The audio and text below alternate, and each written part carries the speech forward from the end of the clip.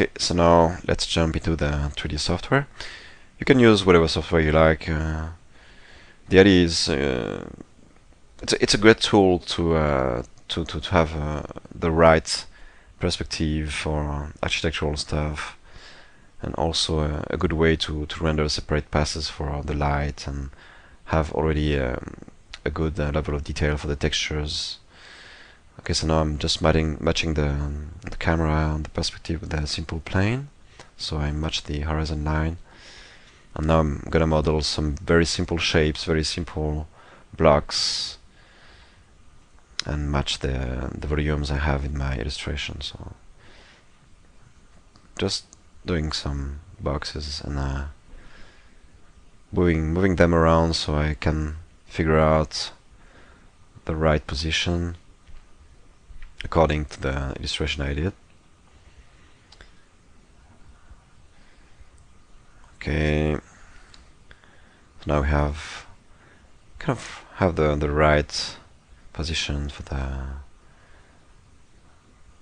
the big elements on the left. Okay, just doing some adjustments. Okay.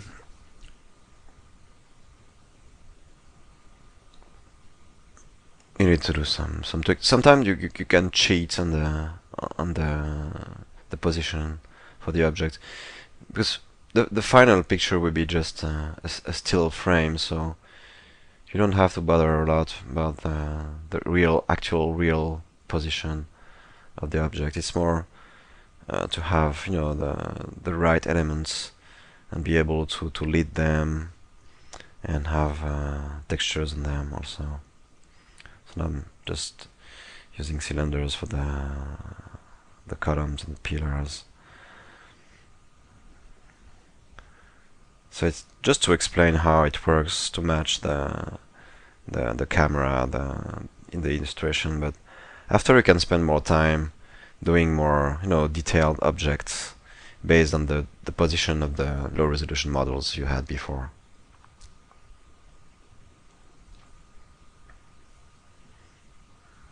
Okay, so you can see now I'm gonna duplicate the boxes and place them in the environment for the far distance towers. Just doing some very simple scaling, rotating.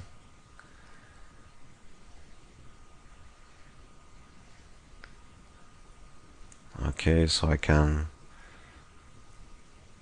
match as much as I can the position of the different elements I have in the illustration. But I will be using 3D just for the landmarks. I'm not going to model all the mountains and all the stuff, all the trees. It's really more about having you know, the right perspective for the architectural stuff. Okay. So now you can get it how it works. So I'm not going to show you exactly how I am going to model all the details, but we're going to jump into the more high resolution model, so you can see how it looks when I spend more time on that.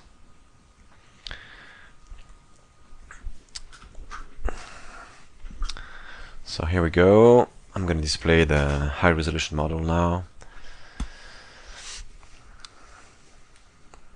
Okay, so as you can see, I have more work on the foreground. Like I detailed the staircase, also the base of the pillars, but I didn't spend much time on the background object. It's really I have more subdivision on them, but I didn't model all the, you know, the windows, all the doors. We really don't need to spend time on that.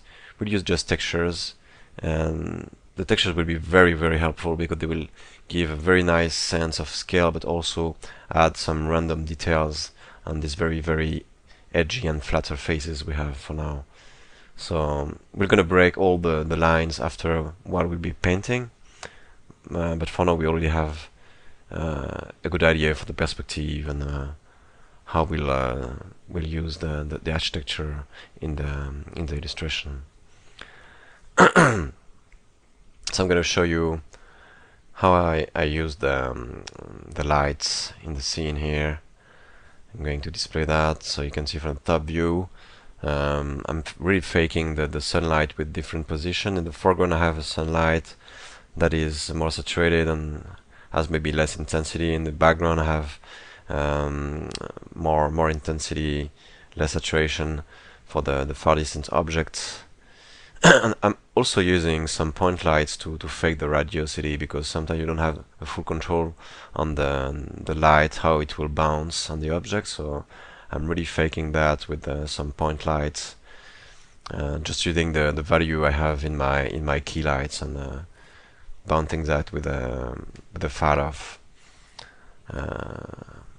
on the foreground object and also in the castle and background.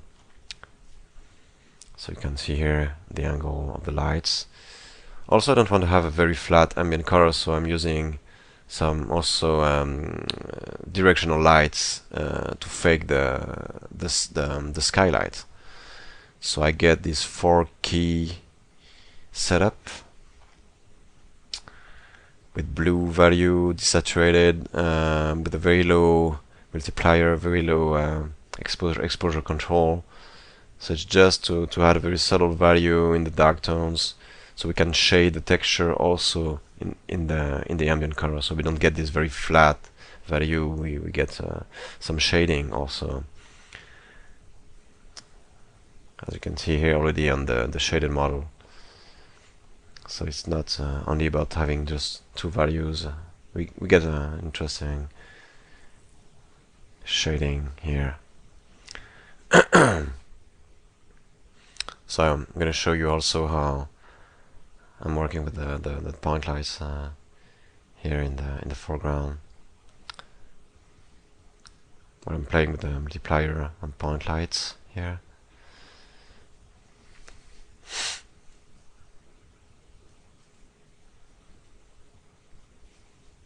Also, you can see here I use a point light because I would like to have a very strong sunlight in the foreground, so I would like it to bounce back on the different elements.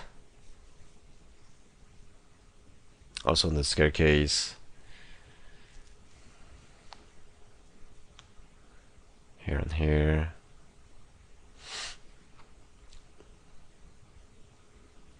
Okay. Also, I try to break the flat ground with different levels, so you don't get this very flat level, as you can see. And to fake the highlight you can have on the top of the building, I'm using this spotlight. I'm kind of faking a gradient of intensity in the sunlight, so we don't have a pure flat color here.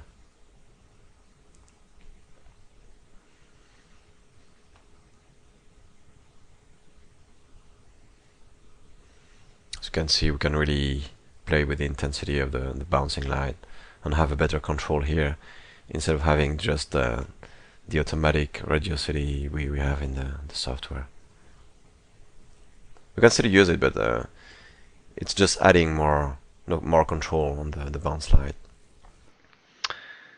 Okay, so now let's have a look at the textures.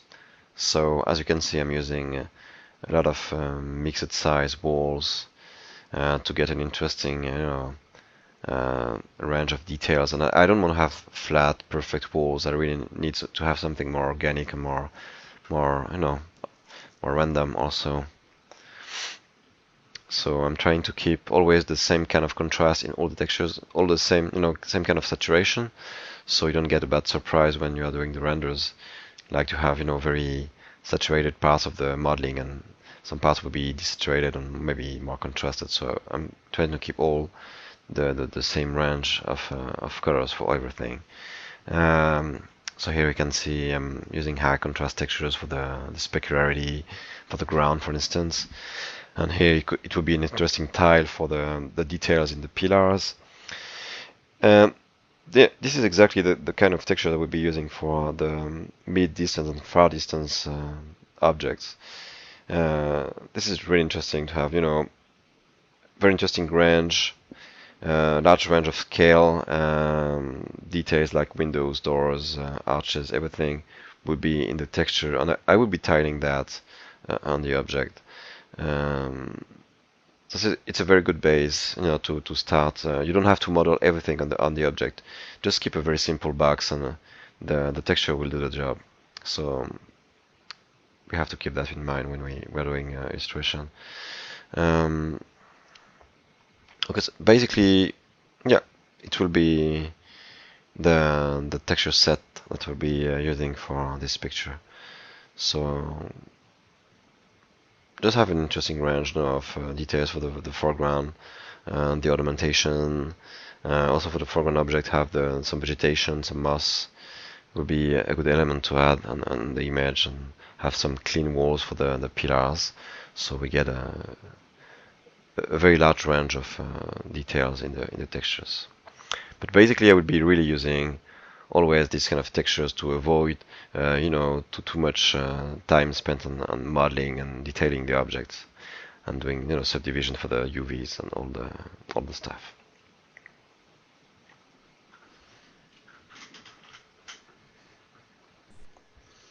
Okay, so now let's go back to the software. I'm going to show now how I'm going to set up the materials. So basically, I'm duplicating all the textures in the specularity and the bump map. So I'm using the same pixels to set up the value for the specularity, and also to affect the roughness of the textures. Yes, so just very simple setup. As I'm going to paint over anyway, I don't need to have a perfect styling and a perfect, shader on that. But I just want to have a nice, interaction between the light and the textures. So also the way you map the texture is very important to have a right scale, so you don't get huge tiles and very tiny details on the side. So get a nice overall pixel ratio when you're mapping all the stuff.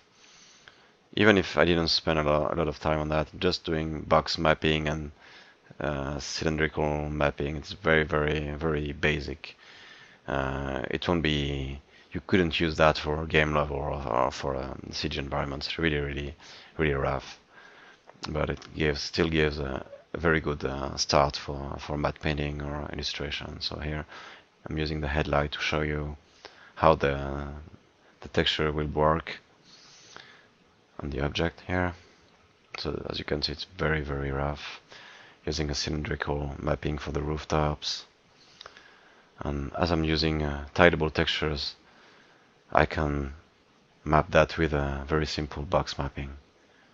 So I don't need to spend a long time on dividing the UVs and wrapping. Nothing about that.